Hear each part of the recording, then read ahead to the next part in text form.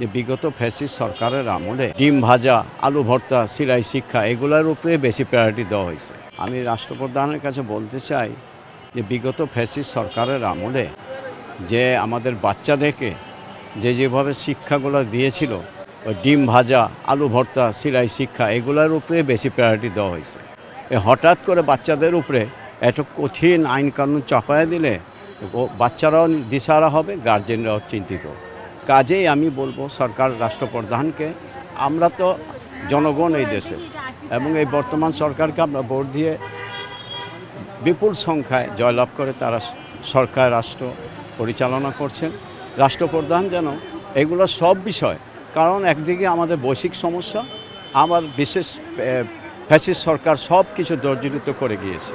হঠাৎ করে ওই লেবু বেশি চিপলে তিতা হয়ে যায়।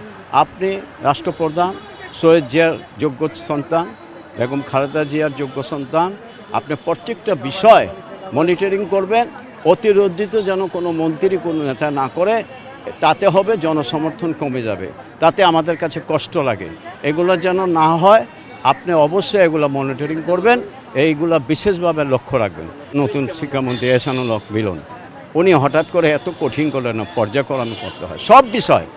হঠাৎ করে এগুলো কোনো কিছুই, ওই যে আইন করতে হয়, আইন সিদ্ধ হয় কখন, বোথ সাইড দেখতে হয়, কোনটা করলে ভালো হবে, কোনটা করে খারাপ হবে, তারপরে সিদ্ধান্ত দিতে হয়। হঠাৎ করে কোনো সিদ্ধান্তই এককভাবে করা ঠিক হবে না, এটা উনি ভালো বুঝেন রাষ্ট্রপ্রধান। এই যে হঠাৎ করে চাপ দিল যে আপনারা এত কঠিন পরীক্ষা থেকে ইয়ে করে দেবো, অমুকে সাসপেন্ড করবো, অমুকে জেলে দিয়ে দেবো, এগুলো তো বাচ্চাদেরকেও হঠাৎ করে এত কঠিন ইয়ে করে হবে না। বাচ্চারা তো হঠাৎ করে বিগত সরকারের আমলে সেলাই শিক্ষা, ডিম ভাজা, আলু ভর্তা এগুলো ছাড়া তো আর কিছু প্রায়োরিটি না। হঠাৎ ওনাদের বেলা এত কঠিন করে না, পর্যায়ক্রমে এগুলো করতে হবে। এই হলো।